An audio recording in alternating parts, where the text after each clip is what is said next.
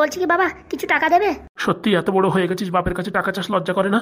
আসলে কি বাবা, টিউশন পড়িয়ে যে কয় টাকা পাই সে কয় টাকা আমার টিউশনেই লেগে যায়। আর কতদিন চাকরির চেষ্টা করবি? হ্যাঁ, 4-5 বছর হয়ে গেল তো চাকরির চেষ্টা করছিস, কোনো চাকরি বাকরি যখন হচ্ছে না তখন তো একটা না একটা কাজ খুঁজে নিতে পারিস। ও চাকরি বাকরি আর হবে না নারায়ণ, বুঝতে পেরেছো? এরকম বলছো কেন কাকা? শোনো, আজকাল চাকরি বাকরি পেতে গেলে পকেটে মালু থাকার দরকার আছে। তোমাদের মালকড়ি কিছু আছে?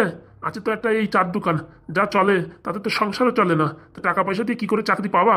দেখ রে, পড়াশোনা এখনো ছেড়ে দে, হবে না চাকরি। আমাদের কপালে চাকরি নেই, গরিব হয়ে আকাশের চাঁদ ধরতে চাস না কোনোদিন, বুঝতে পেরেছিস? এর থেকে কাজ বাজ কর, কিছু টাকা ইনকাম কর। তোর মার শরীর ওদিকে ভালো না, হ্যাঁ? তোর মার বিপি, সুগার, থাইরয়েড, কোলেস্ট্রলের ট্যাবলেট কিনতে কিনতে চা বিক্রি করে যত টাকা হয় সব টাকা চলে যায়।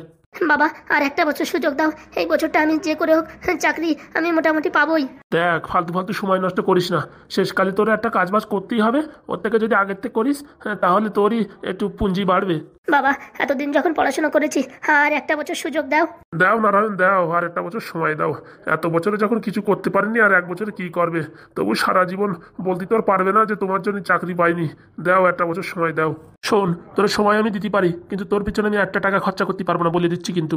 ঠিক আছে বাবা, 1 টাকাও খরচা করা লাগবে না, তুমি খালি একটা বছর সময় দাও। দাও নারায়ণ, একটা বছর সময়। আর কি করবা, বিয়ের বয়সে তো তোমার ছেলের হয়ে যাচ্ছে, সে বুদ্ধি কি ওর ঘটে আছে? বাপের এই চার দোকানের উপর কত চলবে? হ্যাঁ, চিনির যা দাম, দুধের যা দাম, গ্যাসের যা দাম, ক টাকা বা থাকে? ঠিক আছে বাবা, আমি আসছি। সন্ধ্যার আগে ফিরে এসো। আর দাদা কি বলবো, ছেলেটা অনেক কষ্ট করে, কিন্তু কি করবো বলো, আমাদের মতন গরিবরে কে দেবে চাকরি? আরে তখন থেকে তো সেটাই তোমার ছেলেরে বোঝানোর চেষ্টা করছি, যাক আর একটা বছর চেষ্টা করুক, তারপরে যখন আর পারবে না তখন কিছু না কিছু করতেই হবে। সে তো অবশ্যই। দেখো, আমার ছেলেটাও কিন্তু বুদ্ধিমান কম না, মাধ্যমিক পরীক্ষায় যেই ফেল করেছে পড়াশোনা ছেড়ে দিয়ে সেন্টারিং কাজ ধরেছে। এখন মোটামুটি একটা হাফ মিস্ত্রি বলতে গেলে চলে, কদিন পরে মিস্ত্রি হবে, ভালো টাকা রোজি পাবে, বুঝতে পারছো? কিন্তু তোমার ছেলে বয়স তো প্রায় 25 হয়ে গেল, হ্যাঁ, আর কবে পড়াশোনা করবে, কবে চাকরি পাবে, কবে বিয়ে থা করবে? সেটা তো আছে। আমার গিন্নিরও যে শরীর ভালো থাকে না, তার পিছনে মোটামুটি খরচা অনেক। বলছি কি নারায়ণ, শুধু চার দোকান না করে মোটামুটি মাঠে ঘাটে 2 বিঘা জমি করতে পারো, তাতে যে টাকা পয়সা আসে সংসার ভালোভাবে চলে যাবে। ছেলেরা যদি সাথ দিত তাহলে তো করা যেত, একার বলে আর করা যায়? আমার গিন্নি মাজা ব্যথায় উঠতে পারে না, হ্যাঁ, তারপরে বিভিন্ন রোগ, কি করে হবে বলো? ছেলেটাকে বুঝাও। আর কি করবা, সবই কপাল গো, সবই কপাল। সবাই বিয়ে থা করে, শ্বশুরবাড়ির থেকে মোটামুটি একটা দেনা পাওনার ব্যাপার থাকে। বিয়ে করেছি, কিচ্ছু পাইনি, উল্টে আরো শ্বশুরবাড়ি দিতে দিতে জীবন শেষ হয়ে গেল। সবারই এক দশা গো, সবারই এক দশা। আমার বিয়ে দিয়েছিল একটা টর্চ লাইট, সেই লাইটটা এখনো যত্ন করে রাখিছি, বুঝিস? বলছে আজকে 4 টাকাটা বাকি থাকবে, বুঝছো, বিকেলে দেবানি। ঠিক আছে, শোনো, আমার কাছে একটা বুদ্ধি আছে। কি বুদ্ধি? তোমার ছেলের যদি পড়াশোনা ছাড়াতে পারো, তাহলে ভালো একটা বুদ্ধি আছে, মাঠে 2 বিঘে জমি আছে, করুক, ঠিক আছে? আর একটা ভালো মেয়ে দেখে বিয়ে থা দিয়ে তোমার গিন্নিরও কষ্ট কম হবে, কি বলো? আমিও তো তাই কত বোঝালাম, তা তো শুনবে না, চাকরির নেশা ঢুকেছে মাথায়, চাকরি। ও চাকরি বাকরি আমাদের হবে না, সে তো তুমি জানো। বলছি নারায়ণ, যাই বাড়িতে, কি বুঝেছো? আবার ছেলের জন্য মেয়ে দেখতে যেতে হবে, একটু তাড়া আছে। আচ্ছা। আর ভাল লাগে না, ছেলেটা যদি কিছু করতো তাহলে একটু ভালো লাগতো। চার দোকানে যা ইনকাম হয় সংসার চলে না, ভাগ্য ভালো সরকারের থেকে করে চাল ডাল ফ্রি দেয়, তাই দিয়ে জীবন চলে যাচ্ছে। ছেলেটারে বুঝায় বুঝায় আর পারি না, ও চাকরি আর চাকরি, ও যে বোঝে না আমাদের মতন ছোট লোক গরিব এদের কে চাকরি দেবে, কোথাও চাকরি দেবে না, বোঝাতেই পারি না ছেলেটারে। পড়াশোনায় আমি খারাপ ছিল না, কিন্তু কপাল, সব হচ্ছে কপালের দোষ। যদি 2, 4, 5, 10 লাখ টাকা থাকতো তাহলে একটা চাকরির আশা ছিল। আমাদের যে ফুটো করি, কিচ্ছু দেওয়ার ক্ষমতা নেই, কোথার থেকে হবে চাকরি? আর বংশে এমন কেউ নেই যে 2, 4 টাকা দিয়ে সাহায্য করবে। গরিব পরিস্থিতিতে জীবনটা পুরো একদম শেষ হয়ে গেল। আর কি করা যাবে, যা হয় হবে। যাই দেখি, দোকানটা বন্ধ করে বাড়ির দিকে যাই। কি বন্ধু, আজকে এত দেরি হলো আসতে? আবার মন খারাপ? আর ভাই পরিস্থিতি এমন, তোকে আর কি বলবো। আরে ভাই, জীবনে সব সময় একরকম ভাবে চলে না, একদিন আসবে দেখবি তোর খুব উন্নতি হবে। সেই দিনের অপেক্ষায় তো আছি ভাই।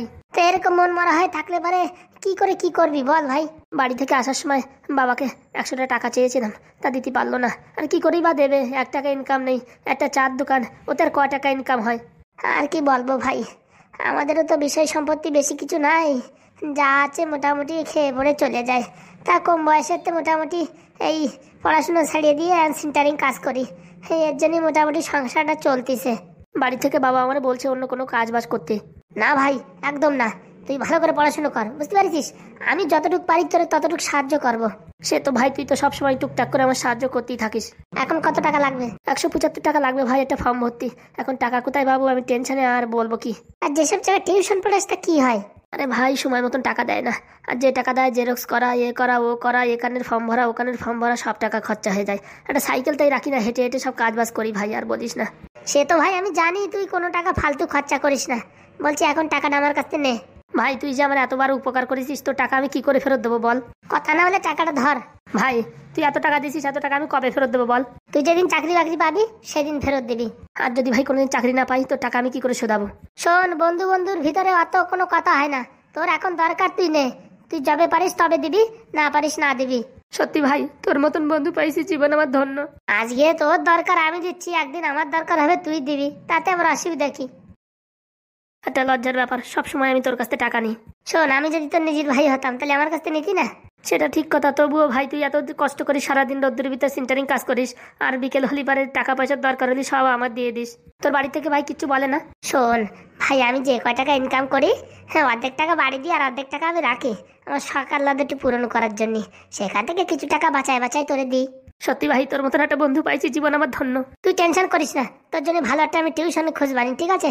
যেখানে ভালো টাকা দেয়। এইসব তুই যা 50 টাকা 60 টাকা 70 টাকা টিউশনই পড়াস, এতে কি আর সংসার চলে?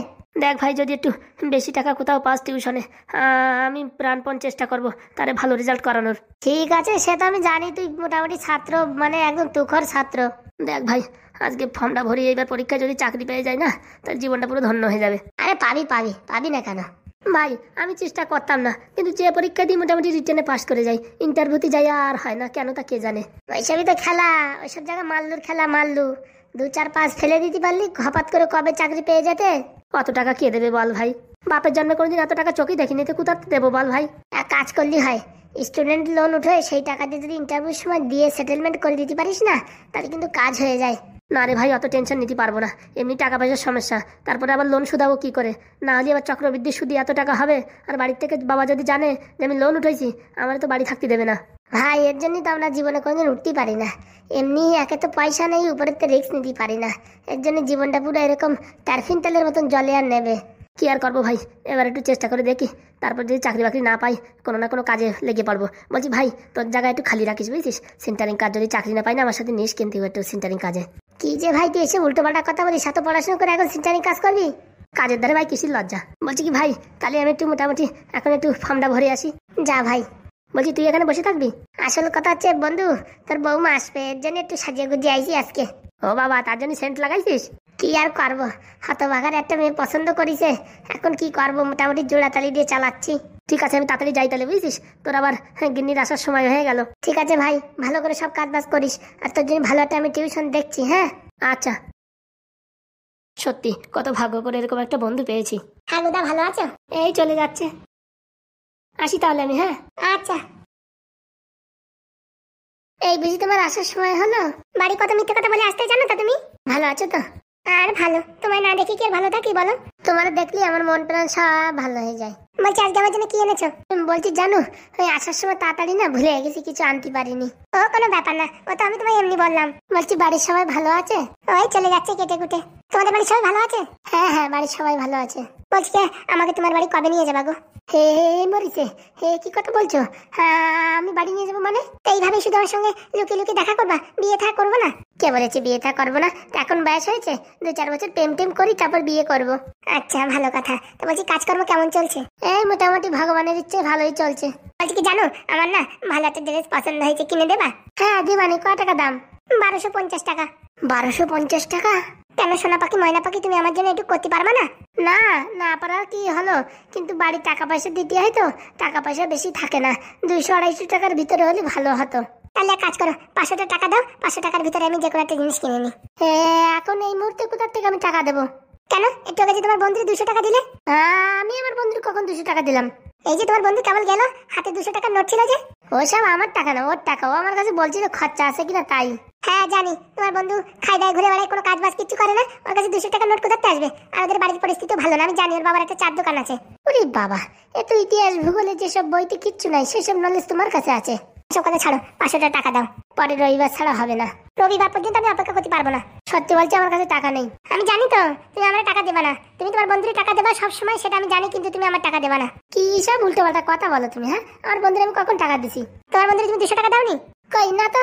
তাহলে আমার মাথায় হাত রেখে বলো তুমি আর 200 টাকা দাওনি। এই দেখো ওই মাথায় হাত রাখি ওই সময় আমি বিশ্বাস করি না, আর ওই সময় আমি বলা বলির ভিতরে নাই, বুঝতে পারিছো? তুমি যদি আমার উপর বিশ্বাস না করো তাহলে আমি আর কি করবো বলো? আমি জানি তুমি তোমার বন্ধুকে 200 টাকা দিছো, আর আমার এখন 500 টাকা দিতে পারবে না? হ্যাঁ, ওই যে বন্ধুর পিছনে এত সাহায্য করছো, বন্ধু একদিন চাকরি পাবে তোমায় ভুলে যাবে, তখন দেখবা কেমন লাগে। এই দেখো বন্ধুরা আমি কোনো সাহায্য করিনি, আর যদি করেও থাকি চাকরি পাওয়ার পর যদি ভুলেও যায় তাতে আমার কোনো দুঃখ নাই। আমার কর্তব্য আমি করেছি, এখন তার কর্তব্য সে করবে কি না করবে সেটা তার ব্যাপার, বুঝতে পারিছো? এত পিরিতগিরি দেখায় না, এরকম পিরিতগিরি দেখাতি তোমার সাথে কোনো মেয়ে কিন্তু বিয়ে করবে না বলে দিচ্ছি। কেন তুমি করবে না?